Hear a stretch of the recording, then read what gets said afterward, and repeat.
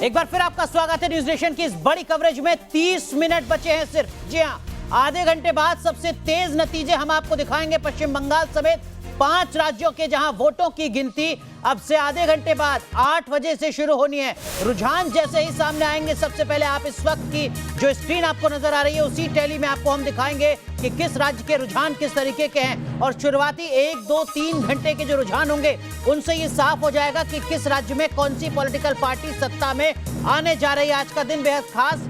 5 राज्यों के तकरीबन 800 से ज्यादा 825 विधानसभा सीटों पर चुनावी नतीजे आ रहे हैं। पश्चिम बंगाल, तमिलनाडु, असम, केरल, पौंडीचेरी के चुनावी नतीजे आ जा रहे हैं। 3 तस्वीरें हम आपको दिखा रहे हैं और इन 3 तस्वीरों के जरिए आप समझ सकते हैं कि सवाल हर किसी के जहन में यही है कि क्या खेला होगा पश्चिम बंगाल में या परिवर्तन होगा विकास के दावे के साथ। असम में किसकी सरकार होगी? क्या भारतीय जनता पार्टी एक बार फिर सत्ता पर काबिज होगी असम में, या कांग्रेस की सत्ता में वापसी होगी 5 साल के इंतजार के बाद? और दक्षिण के 3 राज्य जहां पर 400 से ज्यादा विधानसभा सीटों के लिए वोट डाले जा रहे हैं, वहां पर कौन सी पॉलिटिकल पार्टी या कौन सा गठबंधन आगे होगा? हमारे तमाम सहयोगी हमारे साथ बने हुए हैं। न्यूज नेशन के एडिटर इन चीफ वरिष्ठ पत्रकार मनोज गैरोला जी हमारे साथ हैं। हमारे साथ कोलकाता से हमारे सहयोगी धीरेन्द्र पुंडीर हैं, चेन्नई से हमारे सहयोगी श्री प्रपंच हैं और दिल्ली से हमारे साथ जुड़ रहे हैं हमारे सहयोगी रवि सिसोदिया। रवि, पॉलिटिकल पार्टी खासकर बीजेपी किस तरीके से आज के दिन को देख रही है? क्या कुछ रणनीति है? और चूंकि आप दिल्ली में हैं, चुनाव आयोग के लिए भी चुनौती और दबाव कहीं ज्यादा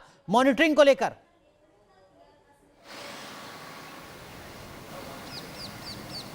भी देखने को मिल रहा है, क्योंकि दिल्ली में आज लॉकडाउन है और यही वजह है कि जो बीजेपी का मुख्यालय है जिसके बाहर मैं खड़ा हूँ, ये मुख्यालय आज बंद है। यहाँ पे किसी को अंदर जाने की अनुमति नहीं है, क्योंकि दिल्ली में लॉकडाउन भी है। और दूसरी तरफ जिस तरह चुनाव आयोग ने अपनी तरफ से आदेश जारी किया और कहा था कि किसी भी तरह का कोई विजयी जुलूस नहीं निकलेगा, तो इसका असर यहाँ दिखता हुआ दिख रहा है। दूसरी सबसे अहम बात कही जा रही है पॉलिटिकल पार्टीज़ को लेकर बीजेपी की अगर बात करें तो बीजेपी को बहुत ज़्यादा उम्मीद है पश्चिम बंगाल से, क्योंकि जिस तरह से पश्चिम बंगाल की अगर बात करें, पश्चिम बंगाल में सबसे ज़्यादा ताकत बीजेपी में लगाई थी, चाहे प्रधानमंत्री की रैली हो, गृहमंत्री की रैली हो या तमाम बड़े नेता, या पूरी ताकत जो बीजेपी की इस बार थी पश्चिम बंगाल में लगी थी। तो जरूर कहा सकता है कि पश्चिम बंगाल से बीजेपी को काफ़ी उम्मीदें हैं। दिल्ली की अगर बात करें तो इस वक्त फिलहाल चूँकि दिल्ली में लॉकडाउन है, चुनाव आयोग की तरफ से जो आदेश पारित किया गया तो उसका असर यहाँ देखने को मिल रहा है। किसी भी तरह की किसी को अंदर एंट्री नहीं है। अगर बाहर की बात करें, चूँकि अंदर एंट्री नहीं तो बाहर खड़े हैं, इंतजार किया जा रहा है कि 8 बजे का जब नतीजे आएंगे उसके बाद इनका क्या रुख होता है। लेकिन बीजेपी की तरफ से अगर बात करें तो ये जरूर कहा, बीजेपी की अगर बात करें तो जरूर कहा सकता है उनको बहुत ज़्यादा उम्मीदें पश्चिम बंगाल जरूर है। असम में चूंकि उनकी पिछली बार सरकार रही है तो ऐसे में वो ये मान के चल रहे हैं कि असम में उनका जो परफॉर्मेंस है उसको रिपीट कर सकते हैं, ऐसा बीजेपी के सूत्रों का मानना है। तो 2 बड़े राज्य हैं, असम की बात करें, पश्चिम बंगाल की बात करें, उन दोनों को लेकर वो ये मान के चल रहे हैं कि वहाँ के जो नतीजे होंगे वो बीजेपी के पक्ष में होंगे। लेकिन इसका असर दिल्ली की अगर बात करें, चूँकि दिल्ली में लगातार कोरोना के मामले बढ़ते जा रहे हैं, तो जिस कारण से दिल्ली में लॉकडाउन 1 सप्ताह के लिए एक्सटेंड कर दिया गया, तो उसका असर यहाँ देखने को मिल रहा है। किसी भी तरह की कोई भीड़ भाड़ नहीं है, मुख्यालय बंद है पूरी तरह से, और ये कहा गया है कि जो भी नतीजे आएंगे उसका तो ऑनलाइन उस पर बात करेंगे जो भी नेता होंगे। जी ठीक है, तो कोरोना गाइडलाइंस का पालन देश की सबसे बड़ी पार्टी भारतीय जनता पार्टी करेगी। चुनावी नतीजों के दरमियान कांग्रेस पार्टी ने कहा है कि वो इस मुद्दे पर बात ही नहीं करेंगे। आज अलग अलग राजनीतिक दल अलग अलग स्टैंड के साथ सामने आ रहे हैं। लेकिन मनोज सर, जो बात अब से कुछ देर पहले धीरेन्द्र पुंडीर कह रहे थे कि देखिए पश्चिम बंगाल में तकरीबन 1100 बूथ हैं जहां पर आज काउंटिंग होनी है, वोट गिने जाने हैं। ऐसे में सोशल डिस्टेंसिंग, कोविड गाइडलाइन का पालन उन 1100 बूथ पर ईमानदारी से हो सकेगा? ये अपने आप में एक बड़ा सवाल है। आपको लगता है कि जिला अधिकारी जिसकी जिम्मेदारी है बुनियादी तौर पर यह सुनिश्चित करना, दबाव उसके ऊपर भी कहीं ज्यादा होगा, खासकर कोर्ट की सख्ती के बाद? हाँ, देखिए ऐसा है कि जब हाई कोर्ट ने लास्ट टाइम जब ये ऑर्डर इशू किए थे, बंगाल का ही कोर्ट था, तो उन्होंने वहाँ के जो डीएम है, डीएम के ऊपर ही सारी जिम्मेवारी डाली थी कि भैया कोविड-19 के जो गाइडलाइंस हैं उसको फॉलो करना आपकी जिम्मेवारी है। तो ये तो देखिए इलेक्शन के टाइम की बात थी, जिस समय की भीड़ बहुत ज्यादा होती है, रैली निकलती है। अगर स्टेट की चीफ मिनिस्टर ही बहुत बड़ी रैली निकाले जिसमें लोग हैं, या देश का होम मिनिस्टर रैली निकाले जिसमें कि बहुत बड़ी भीड़ है, तो ऐसे में डीएम का रोल थोड़ा कम हो जाता है और नेचुरली वो वहां जाकर उसको तो उतनी हिम्मत नहीं होगी कि वो उस रैली को रोके। ये पॉलिटिकल पार्टी की भी एक जिम्मेवारी बनती है। सेंटर ये इलेक्शन कमीशन की सबसे बड़ी जिम्मेवारी थी कि जब उसको मालूम चला था या जब वो देख रहे थे कि इस तरह के गाइडलाइंस को फ्लाउट कर रहे हैं, तो उसी समय उनको एक्शन लेना चाहिए था।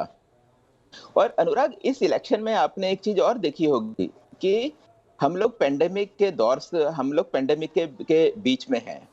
फरवरी में जिस समय ये इलेक्शन अनाउंस हुए थे, मेरे ख्याल से कोड ऑफ कंडक्ट जो लगा था, अनाउंसमेंट था, जी। ये 22 फरवरी को आया था। तो उस समय कोरोना के केसेस कंपैरेटिवली कम हो गए थे, पूरे हिंदुस्तान में सिर्फ 14-15 हजार के करीब केस थे।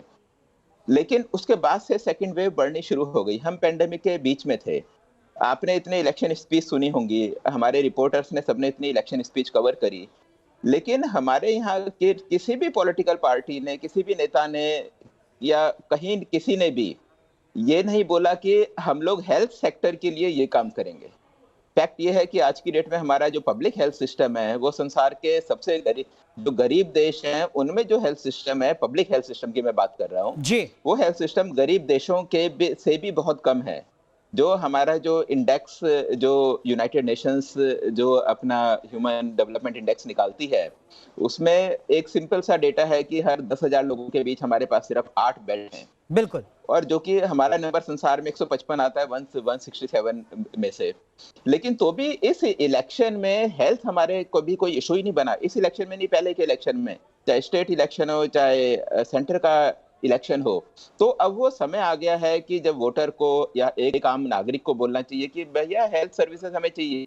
हेल्थ और एजुकेशन दो ऐसी चीज हैं जिसमें हमारे देश में पैसे खर्च नहीं होता सरकार की, और ये दो चीज ऐसे हैं जिसमें 100% जिम्मेवारी सरकार की होती है। पब्लिक हेल्थ सिस्टम में 100% जिम्मेवारी सरकार की होती है। ये सबसे बड़ा इलेक्शन इशू होना चाहिए था। आपको ध्यान होगा कि अमेरिका में जो भी इलेक्शन होता है, ओबामा के टाइम का आपको ध्यान होगा, इलेक्शन जो वो जीता तो एक बेसिकली हेल्थ पॉलिसी के दम पर वो जी, वो जो ओबामा केयर ही एक बड़ा मुद्दा था। सही कह रहे हैं। ओबामा केयर, हाँ, सबसे बड़ा मुद्दा वही था।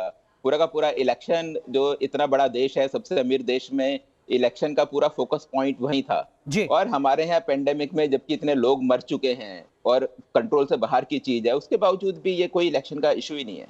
मेरे ख्याल से तो अब ये जिम्मेवारी हर नागरिक को समझनी पड़ेगी और ये हमें डिमांड करना पड़ेगा। बिल्कुल, ये बुनियादी मुद्दा, बुनियादी हक जो हर नागरिक का है, उस पर बात कब होगी, उस पर चुनाव कब लड़ा जाएगा। तापस सेन गुप्ता हमारे सहयोगी कोलकाता से हमारे साथ जुड़ चुके हैं, लगातार पश्चिम बंगाल की राजनीति को कवर किया है। तापस, आप सुन रहे थे अभी मनोज सर को, बड़ी अहम बात यहां पर वो कह रहे थे कि स्टेट का सब्जेक्ट है बुनियादी तौर पर हेल्थ, और हेल्थ के मुद्दे पर चुनाव लड़ते हुए नहीं नजर आती है कोई भी पॉलिटिकल पार्टी। पश्चिम बंगाल का अगर मैं बात करूं, सरकारी आंकड़ा है अप्रैल 2020 से जनवरी 2021 के बीच राज्यसभा में मंत्री ने जवाब दिया और बताया कि किस किस राज्य ने क्या तैयारी की पूरे देश में कोरोना से निपटने के लिए। जब ऑक्सीजन सपोर्टेड बेड 95,000 बनाए गए थे इन 9 महीनों में, तो पश्चिम बंगाल में बने थे केवल 1,000 या अधिकतम 1200। 95,000 के मुकाबले 1000 बेड बन रहे हैं उस स्टेट में जहां पर चुनाव लड़ा जा रहा है। क्या वाकई आपको लगता है कि हेल्थ पश्चिम बंगाल में भी बड़ा मुद्दा नहीं रहा?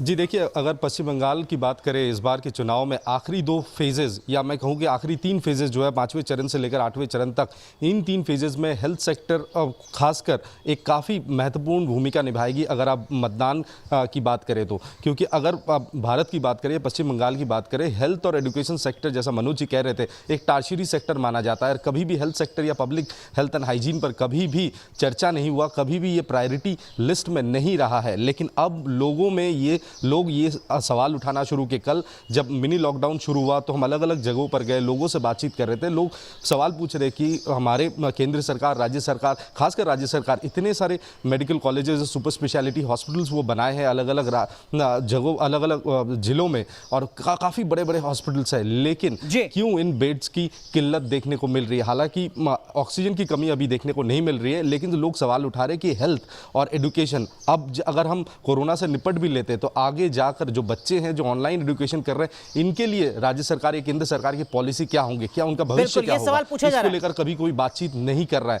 तो हेल्थ और एजुकेशन सेक्टर पिछले 3 फेजेस की बात की जाए तो इन 3 फेजेस में काफी महत्वपूर्ण होगा अगर मतदान की बात की जाए तो। ठीक है, तो तापस सेन गुप्ता को लगता है कि पश्चिम बंगाल में हेल्थ एक बड़ा मुद्दा रहा है आखिरी 3 चरणों में। क्या धीरेन्द्र पुंडीर, जिन्होंने लगातार पश्चिम बंगाल को कवर किया है, क्या वो भी इस बात से इत्तेफाक रखते हैं? समझेंगे उनसे, एक छोटा सा ब्रेक, तुरंत हाजिर हो रहे हैं। तो 5 राज्यों में आपका फैसला क्या रहने जा रहा है? बहुत कम वक्त बचा है। जी हां, 8 बजे से चुनावी रुझान आने शुरू हो जाएंगे। बड़ी कवरेज न्यूज नेशन की लगातार जारी है, लेकिन एक अहम सवाल जो इस वक्त यहां पर उठ रहा है वो ये कि क्या इन राज्यों में, खासकर पश्चिम बंगाल में, स्वास्थ्य कोई बड़ा मुद्दा रहा है? धीरेन्द्र पुंडीर आपने सुना, मनोज सर को आपने सुना, तापस को, क्या वाकई हेल्थ एक बड़ा मुद्दा नजर आया तब, जबकि 8वें चरण में तो 7वें चरण के मुकाबले और ज्यादा वोट डले? क्या ज्यादा वोटिंग परसेंटेज हेल्थ मुद्दे को ध्यान में रखकर हो रही थी?